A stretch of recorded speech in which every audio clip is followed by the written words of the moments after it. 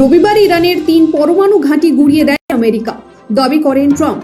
ইসরায়েলের পাশে দাঁড়িয়ে দেন শান্তির বার্তাও। কিন্তু শান্তি আসা তো দূর, কূটনীতিকররা মনে করছেন ইরান ইসরায়েলের দ্বন্দ্বে আমেরিকার মধ্যস্থতা পরিস্থিতি আরও ভয়াবহ করে তুলতে পারে।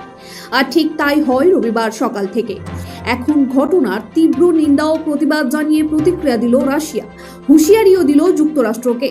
আমেরিকার বিমান হামলার ঘটনাকে আন্তর্জাতিক আইনের চরম লঙ্ঘন এবং দায়িত্বজ্ঞানহীন আচরণ বলে কড়া ভাষায় নিন্দা জানালো মস্কো।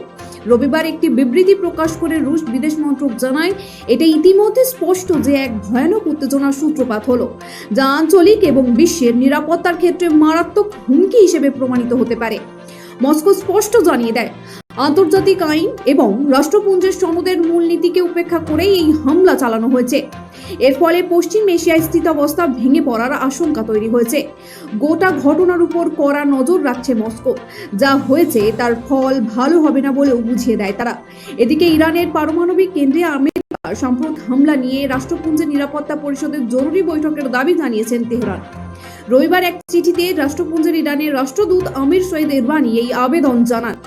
আমেরিকার অসৎ ও বেআইনি অগ্রাসনের বিরুদ্ধে আন্তর্জাতিক রাষ্ট্রপুঞ্জ সনদের ভিত্তিতে যুক্তরাষ্ট্রকে জবাবদিহি করানোর আর্জি জানান তিনি। ব্যুরো রিপোর্ট, সময়, কলকাতা।